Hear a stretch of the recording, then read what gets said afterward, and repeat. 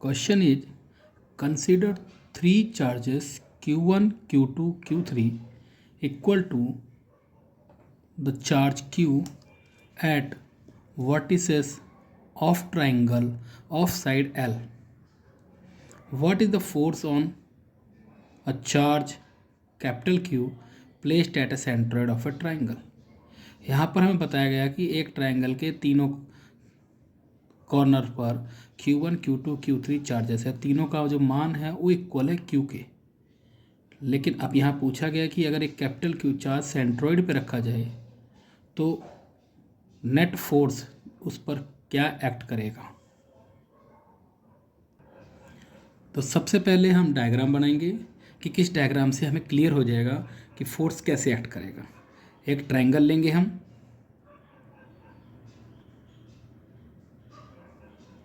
Triangle की vertices हमने मान ली ए बी सी। यहाँ पे चार्ज Q है, यहाँ पे चार्ज Q है, यहाँ पे चार्ज Q है। फॉर इजी करने के लिए Q1, Q2, Q3 ले लिया, जिसको हम बाद में Q में कन्वर्ट कर लेंगे। तो अब आप देखिए सेंट्रोइड क्या होता है। यहाँ से ये ड्रॉप किया, यहाँ से ये ड्रॉप किया और यहाँ से ये ड्रॉप किया। ये तीनों जिस जगह मिलते हैं वो पॉइंट ऑफ सेंट्रोइड होता है।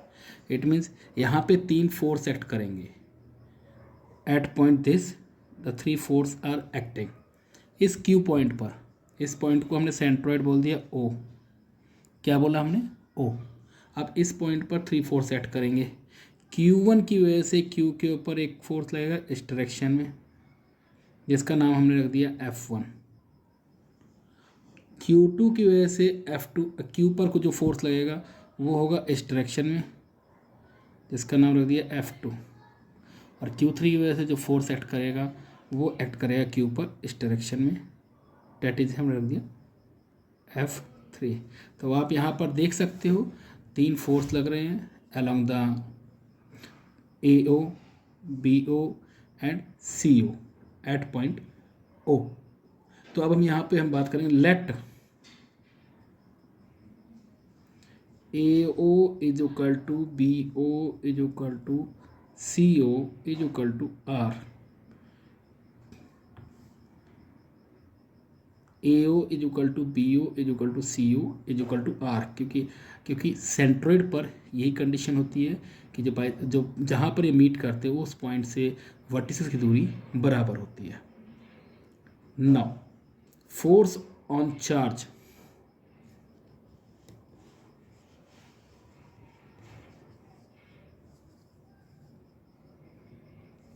फोर्स ऑन चार्ज बारी बारी लिखेंगे। Force on charge capital Q due to Q1। Using Coulomb's law we can write force F1 will be equal to 1 upon 4 pi epsilon 0 capital Q Q1 by AO square into the unit vector of AO। इसी प्रकार से हम लिखेंगे Q2 के लिए, इसी प्रकार से हम लिखेंगे Q2 के लिए। Now force on charge Q due to Q2, ये हमारा हो जाएगा F2 हो जाएगा। It will comes out to be 1 upon 4 pi epsilon 0 Q2 by BO square into the direction of the BO। Clear. ना इसके आगे हम बात करें थर्ड चार्ज की, तो थर्ड चार्ज हमारे पास हो जाएगा force on charge Q due to Q3, force on charge Q due to Q3. Similarly F3, this will be equal to 1 upon 4 pi epsilon 0 Q3 by CO square into the direction of the CO. These are called unit vectors AO, BO and CO cap. Now by using the principle of superposition, net force will be equal to F, that will be equal to the sum of all three forces, F1 plus F2 plus F3, using principle of superposition.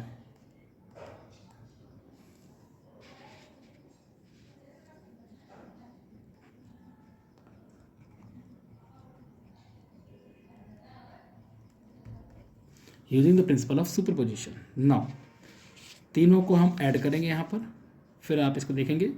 F will be equal to 1/4 pi epsilon 0 Q is common. Q is common, divided by R square. Q is common divided by R square, as we know that AO square, BO square, CO square all will be equal to R square. So this will be common and we are remaining with AO cap plus BO cap plus CO cap. Up to this clear, I think so. यहाँ तक समझ में आ गया होगा.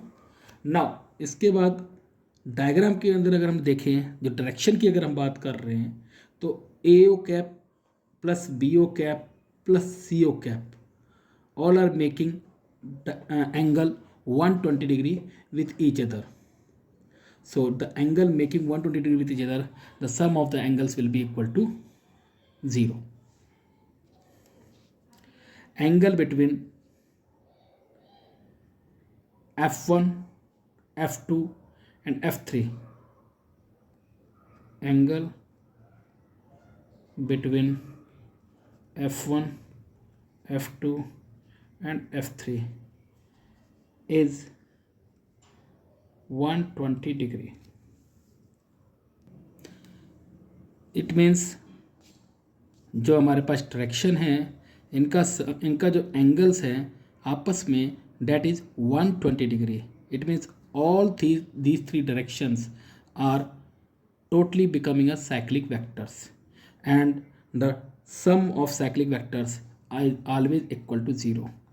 Sum of cyclic vector are equal to 0. Therefore this implies AO cap plus BO cap plus CO cap, this will be equal to 0. Therefore the force acting at charge Q will be equal to 1/4 pi epsilon 0 QQ by R square into 0 equal to 0. It means we can say that the three charges at the edges of the triangle, equal amount of charges, then the force acting at the centroid will be equal to 0. Thank you.